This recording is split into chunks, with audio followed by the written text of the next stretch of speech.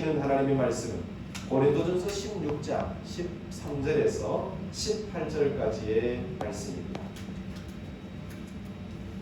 고린도전서 16장 13절에서 18절까지 말씀.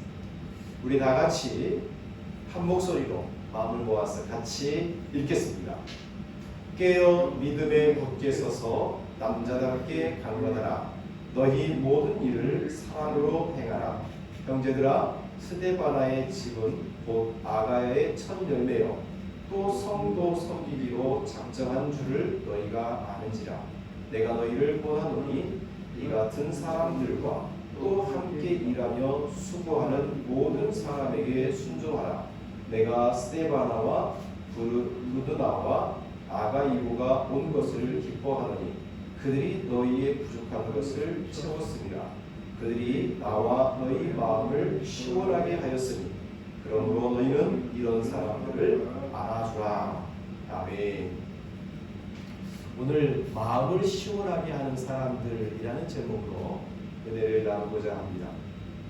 여러분, 주님의 은총과 평화가 예배하는 가정마다 또 예배 이 현장에 충만하기를 진심으로 소망합니다.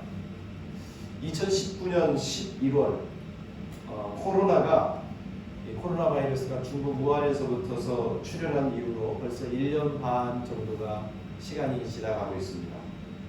일부 국가에서는 백신 접종이 시작되었고 또 각종 치료제가 출현된 상태이지만 여전히 전 세계가 코로나의 이 고통 속에 신음하고 있습니다. 부디 감염 확산을 위해서 불철주야 수고하는 우리 방역 일선에 있는 그런 관계자들, 의료진들, 또 그 지원하고 옆에서 돕는 많은 협력자들, 여러분 그분들이 힘과 또 이렇게 용기가 사라지지 않도록 그들의 수고와 노고가 수포가 되지 않도록 그동안에 우리 국민들이 열심히 이렇게 확산되지 않으려고 애썼던 이 수고가 헛수고가 되지 않도록 우리 조금만 더 마음을 모으고 힘을 모아서 이 위기를 극복해 갔으면 좋겠습니다. 여러분, 우리 한국 교회가 참 이 코로나 시국에 어려움을 당하고 있는 것은 참 사실입니다. 그러나 외부적인 요인보다도 어떻게 보면 내부적인 요인이 더 크지 않나 하는 그런 생각도 하게 되죠. 여러분, 우리 한국 교회가 이 사회로부터서 얼마나 많이 신뢰를 받고 있는가? 지난해 2월달 기독교 윤리 실천 운동 본부에서 발표한 한국 교회 신뢰도 조사의 결과를 보니까 한국 교회를 신뢰한다는 응답 비율이 31.8%, 별로 신뢰하지 않는다는 분들이 63.9%였습니다. 여러분, 이 결과가 굉장히 충격적이었습니다. 여러분, 3명 중에 2명 이상은 교회 별로 못 믿겠다, 그렇게 반응했다는 거예요. 그런데 지난 1월 29일 목회 데이터 연구소라는 곳에서 이 정부 방역 조치에 따른 일반 국민들의 평가에 대한 조사 결과를 발표했습니다. 그랬더니 한국 교회를 신뢰하느냐? 그랬더니 신뢰한다라고 하는 응답이 21%에 불과했어요. 반면에 신뢰하지 않는다는 사람들은 76%로 큰 격차를 보였습니다. 여러분, 작년과 올해 이 두 결과, 한국교회의 신뢰도에 대한 단순한 비교를 보면 1년 만에 무려 11%가 신뢰도가 하락했다는 것을 보게 됩니다. 여러분, 참 충격적이죠. 1년 만에 이렇게 수치가 떨어질 수 있다는 것, 이게 엄청난 충격입니다. 이런 분위기와 맞물려서 설날이 코앞인데 여전히 5인 이상 집합 금지 명령이 해제되지 못하고 있습니다. 그러다 보니까 많은 사람들이 이런 계속해서 이 방역에 어려움이 있는 것은 교회 탓이다. 개신교 정말 민폐다. 교회 지긋지긋하다라는 이런 온갖 여론의 화살을 맞고 있는 것도 사실입니다. 물론 우리 그 방역 중앙 그 대책본부에서 발표한 바에 의하면 예배 때문에 전염이 확산된 경우는 매우 적고 다만 사적 모임을 통해서 계속 확산되고 있다는 사실을 지적했기에 이런 여론의 분위기가 정당한 것인가에 대한 평가는 좀 엇갈리긴 합니다. 그러나 어쨌든 간에 지금 한국교회가 굉장히 사회로부터 불신을 받고 있다고 하는 이 사실은 어떻게든지 간에 부인할 수 없는 상황입니다. 어쩌다가 이렇게 됐을까요? 어쩌다가 이 지경까지 한국교회가 추락하고 있는 걸까요? 어쩌면 여러분 이런 현실은 주님의 엄중한 경고의 실현일 수 있다는 생각을 하게 됩니다. 소금이 만일 그 맛을 잃으면 무엇으로 짜게 하리요? 후에는 아무 쓸데없어 다만 밖에 버려져 사람들에게 밟힐 뿐입니다. 여러분 이 엄중한 주님의 경고가 지금 오늘 우리의 현실 속에 이루어지고 있는 건 아닌지 한번 깊이 반성하고 또 고민하게 됩니다. 이런 현실 앞에 우리는 무엇보다도 먼저 기도해야 할 것입니다.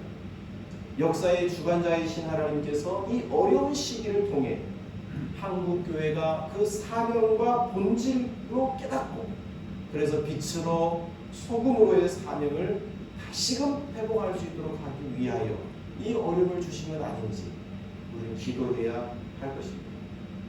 또한 이런 문제를 이야기를 들을 때마다 교회가 문제야 라고만 돌릴 것이 아니라 교회의 일원인 우리 성도 한 사람 한 사람과 그럼 나는 어떻게 해야 될 것인가를 함께 고심해야 되겠죠. 여러분 하나님 나라는 어떤 의미에서 그루터기와도 같습니다. 큰 나무가 잘려 나갔지만 그래도 생명을 가진 나무는 또다시 그 밑둥에서 싹을 피워 올리기 때문이죠. 여러분 한국교회가 크게 비난받고 있지만 그래도 우리는 다시 그루터기가 되어서 내가 삶에 살아가는 한 자리 그 자리에 생명을 전해주는 그런 성도로 살아야겠구나. 그런 마음으로 우리가 이 시기를 지켜내야 할 것입니다. 여러분 지금 우리 교회가 이렇게 어려움을 처하고 있지만 성경을 보면 어느 시대에든지 어떤 때든지 교회는 위기를 당하고 있었습니다. 많은 문제와 고통과 핍박과 이 박해 속에서도 교회는 그 고통을 뚫고 생명력을 키워왔다는 사실을 우리는 알 수가 있습니다. 여러분 특별히 성경에 보면 참 문제가 많은 교회가 하나 등장합니다.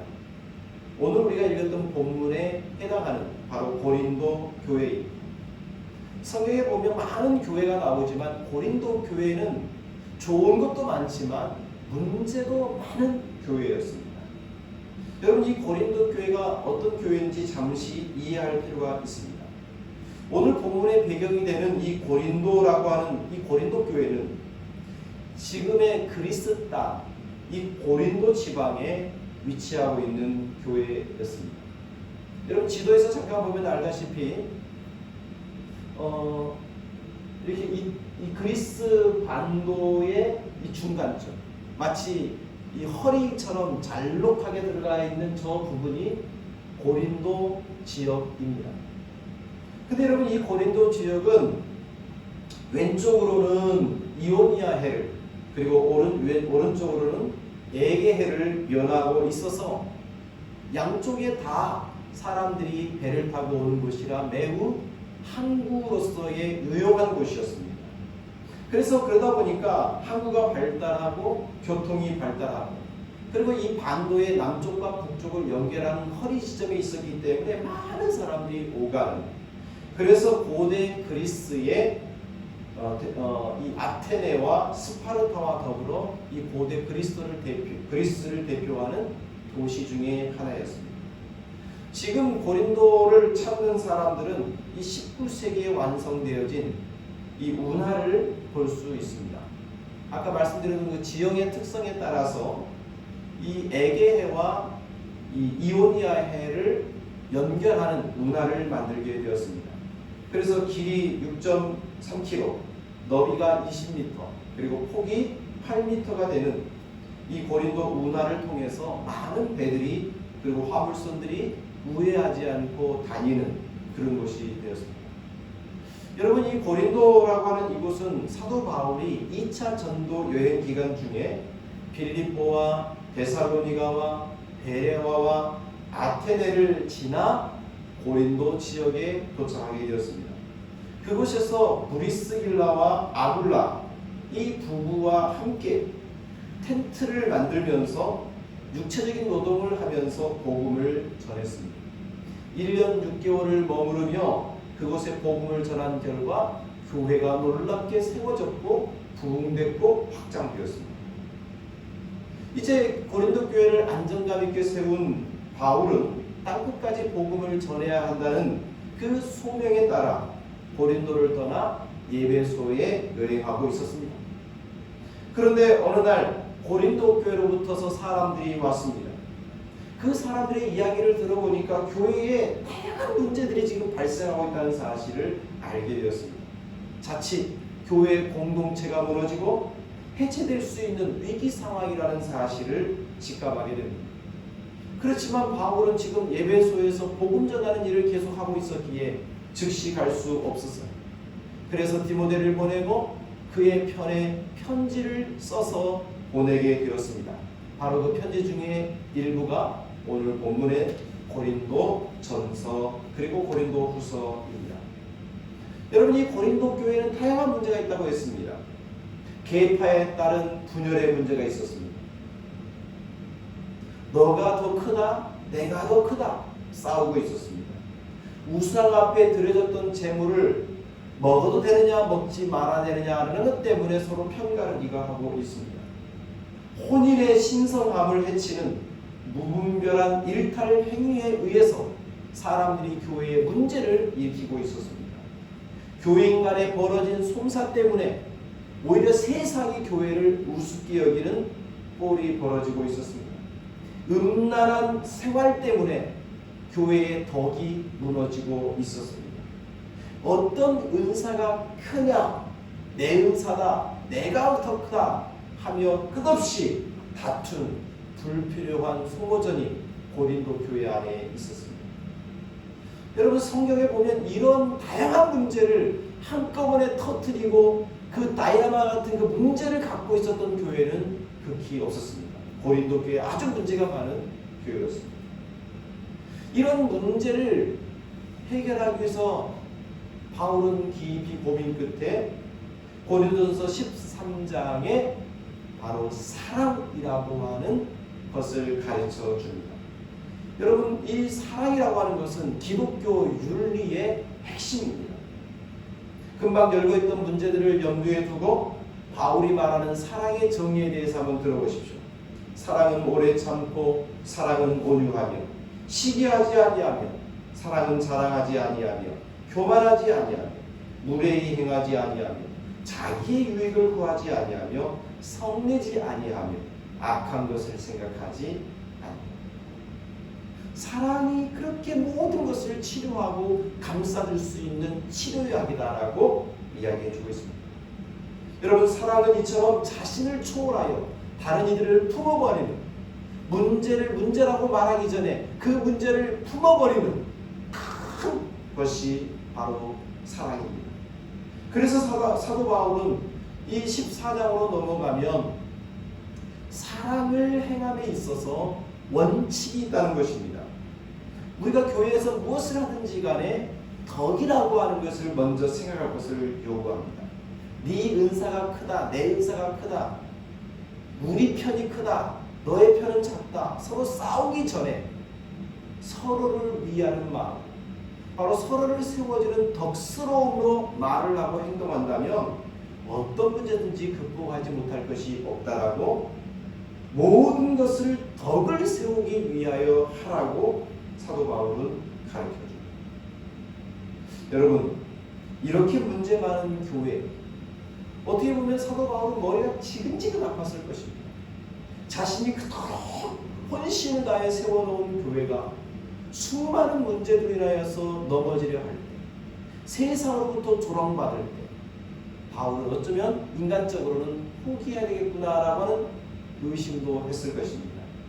그러나 바울은 그런 문제 많은 교회에서 문제만 본 것이 아니라 문제 속에서 여전히 희망이 있다는 것을 보게 됩니다. 왜 이런 문제 많은 교회가 희망입니까?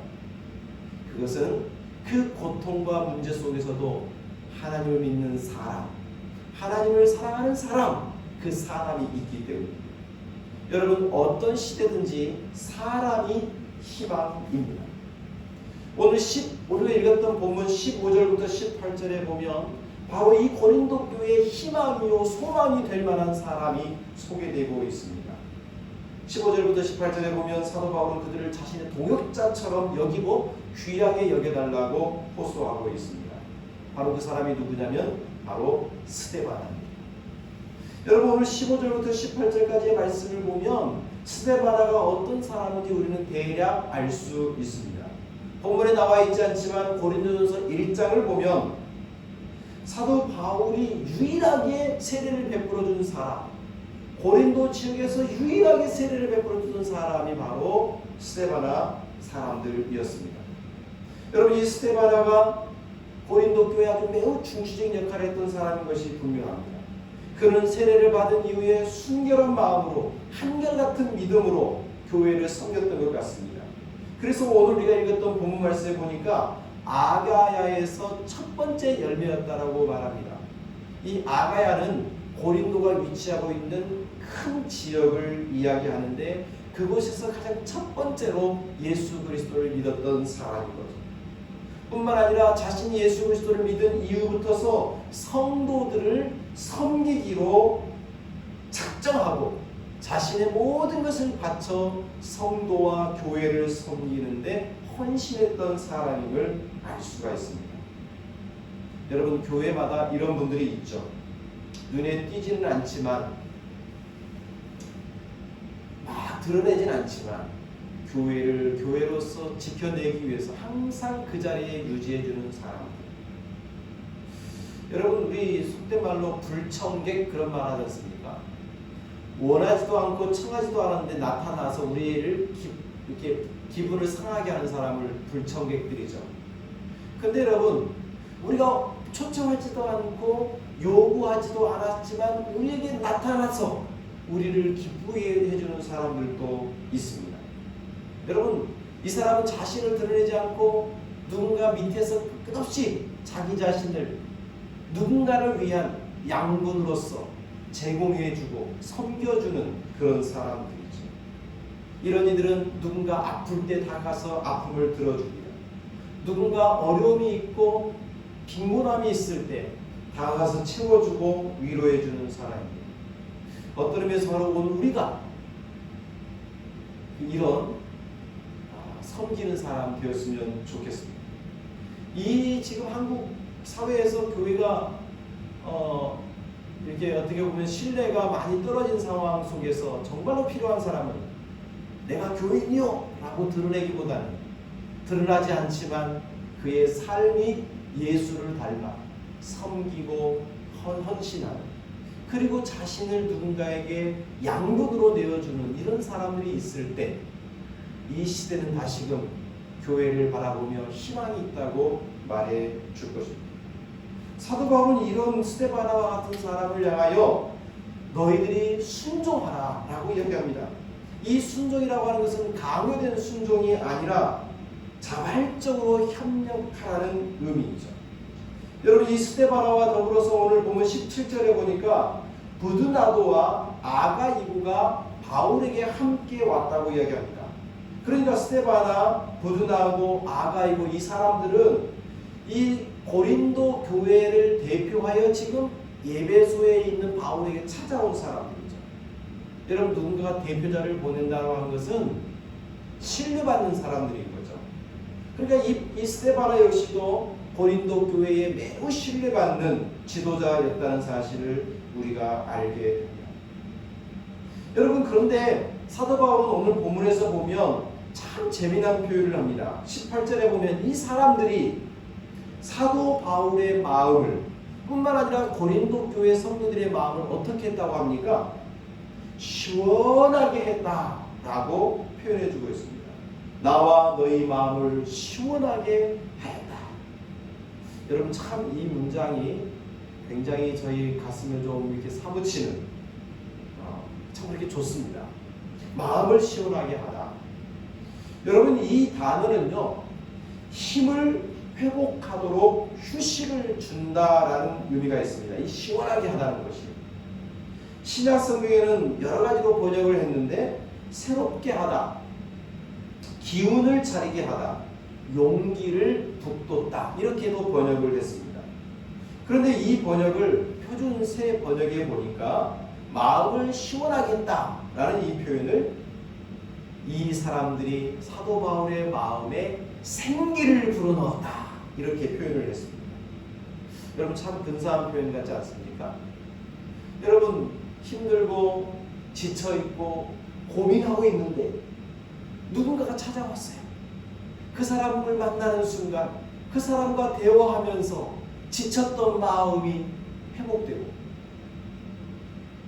이렇게 우울했던 마음이 밝아지고 힘들어서 쓰러질 것 같은 그 몸과 마음이 생기를 얻어 활력을 얻게 되었다. 이 사람이 바로 스데바나였다는 것입니다. 여러분 어쩌면 이 시대에 정말 필요한 그리스도인이 바로 이런 사람들 아니겠습니까? 누군가에게 생기를 불어넣어주는 사람, 누군가에게 활력을 불어주는 사람, 그 사람을 만나면 내가 피곤하다, 그 사람과 만나고 나면 내가 지친다 이런 표현이 아니라 그 사람을 만나고 나면 내가 회복이 되는 것 같다, 위로를 받는 것 같다, 용기를 얻는 것 같다. 바로 이런 사람들이 있기 때문에 사도 바울은 문제 많은 고린도 교회를 포기하지 않고 그들의 손에 문제 해결의 답인 편지를 써서 사랑을 붙여서 덕스럽게 살라고 부탁하는 메시지를 담아 다시금 고린도로 보냈던 것입니다. 그러면서 13절과 14절에 보면 매우 짤막짤막하게 4가지 명령을 내리고 있습니다. 어쩌면 이 4가지 명령은 지금 어려움에 처하고 있는 한국교회 성도들에게도 꼭 필요한 메시지인 것 같아요. 여러분 13절과 14절을 우리 같이 한번 읽어보도록 할까요? 자, 시작. 깨어 믿음에 굳게 서서 남자답게 강건하라. 너희 모든 일을 사랑으로 행하라. 여러분 우리 한글에서는 이렇게 이어져 있잖아요. 깨어 굳게 서서 남자답게 강건하라. 마침표가 끝에 있는 것 같습니다. 근데 여러분 히브리어로 헬라어로 된 이 신약 성경을 살펴보면 여기에는 명령이 되어 있습니다. 첫 번째는 깨어라. 깨어라. 여러분 성경에 보면 너희가 깨어 있어라 하는 말이 자주 등장하죠. 사람은 언제라도 순간 몽롱해진 상태에 빠질 수 있습니다. 사람은 자칫 유혹에 넘어갈 수가 있습니다. 왜냐하면 우리의 원수된 사탄은 호시탐탐 사람을 미혹할 기회를 노리고 있기 때문에 그렇습니다. 여러분 이 사단이 우리를 미혹하려고 하기 때문에 우리는 깨어 있어야 됩니다. 사탄은 우리에게 치명적인 무기를 발동시키는데요. 첫 번째는 욕망을 부추깁니다. 여러분 우리의 욕망에 사로잡히면요 그냥 몽롱한 상태로 빠져 들어가는 거예요. 과도한 욕망, 그것은 우리 영혼을 아주 둔감하게 만들어집니다. 과도한 욕망을 품으면 다른 이들의 요청에 대해서 매우 둔감해지고 자기만의 세상을 만들려고 하는 욕심에 빠지죠. 그렇게 되면 우리는 영적으로 잠드는 거예요. 사단은 우리로 하여금 깨어있지 못하도록 또 한 가지 치명적인 무기를 발동시키는데 그것은 바로 두려움을 주는 것입니다. 우리 마음속에 두려움을 심어주는 거예요. 두려움에 사로잡힌 영혼은 창조적인 일을 할 수가 없습니다. 자꾸 자기 속으로 웅크러들고 말죠. 그렇기 때문에 우리는 이런 욕망과 두려움을 주입하는 사단의 도전 앞에서 깨어있는 정신으로 살려면 주님과 연결됨이 필요합니다. 주님과 연결되는 최고의 방법 중에 하나는 우리 예수님께서 제자들에게 너희가 한시도 깨어있지 못하더냐라고 하시면서 너희가 잠들자 시험에 들지 않도록 깨어서 기도하라고 요청하신 거죠. 근데 사도 바울이 너희들 깨어있어라 라는 말은 많은 메시지를 품고 있지만 주님과 친밀한 기도의 삶을 회복할 것을 요청하고 있는 거죠. 여러분, 어려우면 어려울수록, 바쁘면 바쁠수록 우리가 해야 될 것이 영적으로 깨어있는 작업이라는 것을 기억하시기를 바랍니다. 주님과 조금 더 교제하는 삶을 회복하기로 다짐하는 우리 모든 교우들 되시기를 소원합니다. 사도 바울은 두 번째 매우 짧지만 중요한 메시지를 요청합니다. 믿음에 굳게 서라는 것입니다. 여러분, 예전에 한번 설교를 했는데 믿음은 결단이고 모험이라고 했습니다. 여러분, 길 없는 곳에서 길을 보는 것이 믿음입니다. 증오로 가득한 세상에서 사랑의 마음과 태도를 끝까지 견뎌내는 것이 믿음입니다. 냉랭한 세상에서 온기의 사람으로 살기로 작정하고 결단하는 것이 믿음입니다.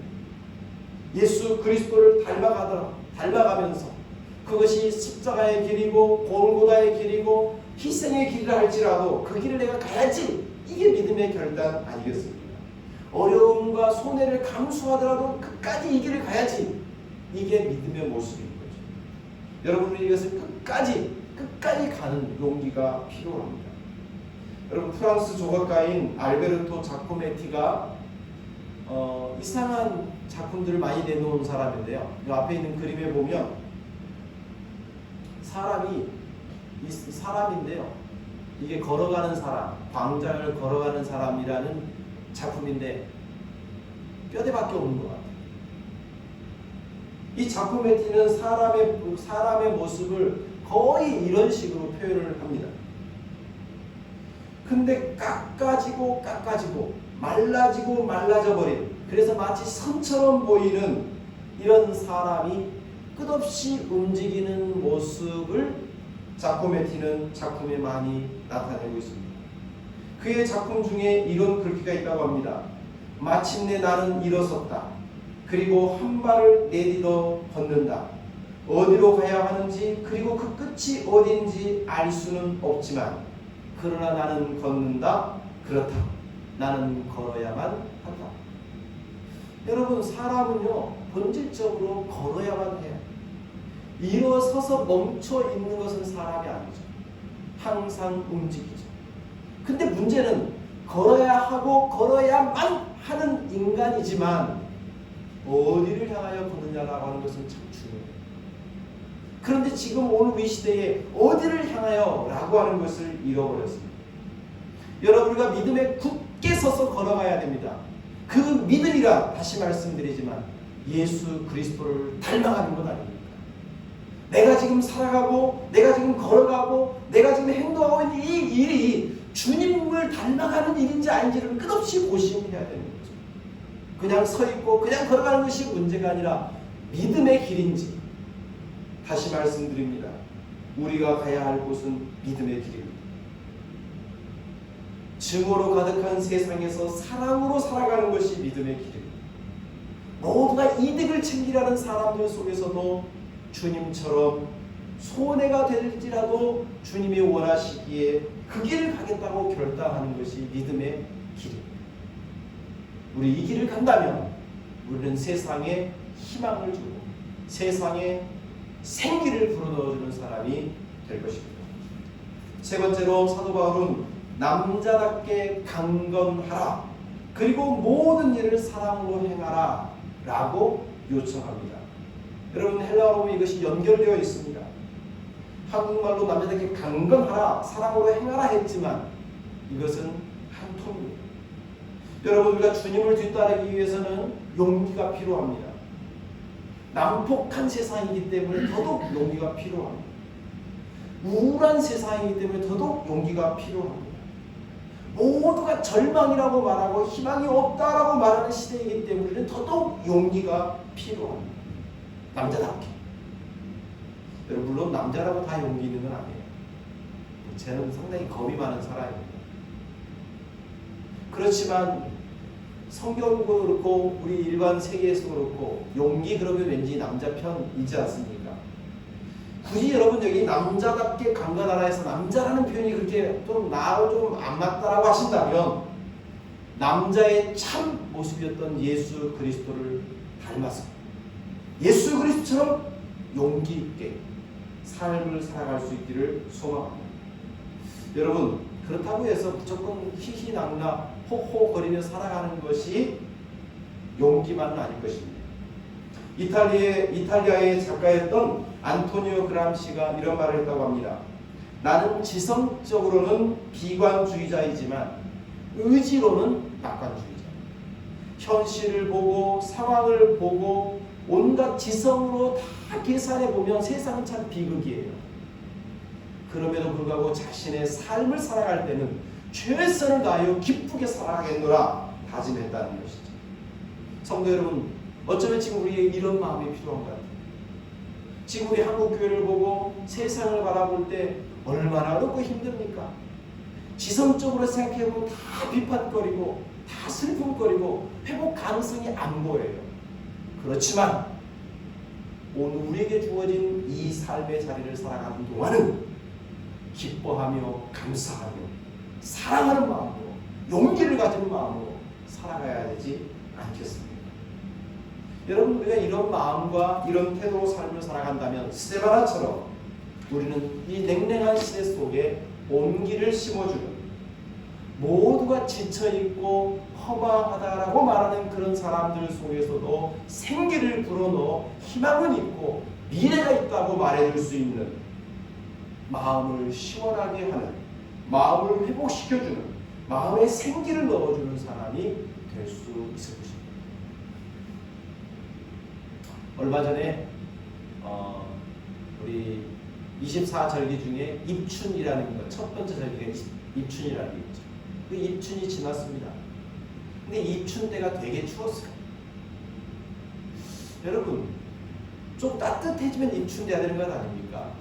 그런데 우리 조상들은 냉랭하고 추위가 아주 기승을 부리는 그때의 입춘이라고 이야기합니다. 여러분, 봄은 확 따뜻하기 때문에 온 것이 아니라 추움을 뚫고 오는 것이 봄입니다. 아직 겨울의 한복판이지만 입춘이 있었던 것처럼 어쩌면 우리 그리스도인들도 이 비판과 참 미래가 없어 보이는 이 어둠의 현실 속에서 우리 그리스도인은 입춘과도 같은 사람으로 부름을 받은 것입니다. 여러분 춥다고 해서 입춘은 도망치지 않습니다. 추우면 추울수록 봄은 온다는 사실을 그리고 조금만 더 참고 기다리면 봄은 우리에게 반드시 현실이 된다는 것을 보여주는 것이 입춘이죠. 여러분 1년 만에 한국교회는 신뢰도가 11%가 추락됐습니다. 계속 이대로 갔다가는 한국교회는 도무지 희망을 말할 수 없는 상황이 올 수도 있고 다시는 일어설 수 없는 그런 절망을 맞이하게 될 것이라고도 이야기할 수 있습니다. 지성적으로는 비극이죠. 그러나 이런 현실 앞에서 우리는 생기를 넣어주는 사람으로 살아야 하겠습니다. 우리는 깨어서 믿음에 굳게 서서 남자답게 용기 있게 그리스도의 사랑을 심어주는, 그래서 사람들에게 소망을 넣어주고 사람들에게 기쁨을 넣어주고 사람들에게 용기를 불어넣어주는 생기를 전하는 사람으로 살아갈 때 우리는 또다시 한국교회가 이 시대 앞에 빛이 되고 소금이 되게 될 것입니다. 여러분 우리 너무 크게 보지 말고 내 삶의 자리에서 내가 어떻게 그리스도인으로 살아가는지 오늘 말씀을 기억하며 그렇게 믿음으로 살아가는 우리 모두가 되기를 소망합니다. 기도하겠습니다.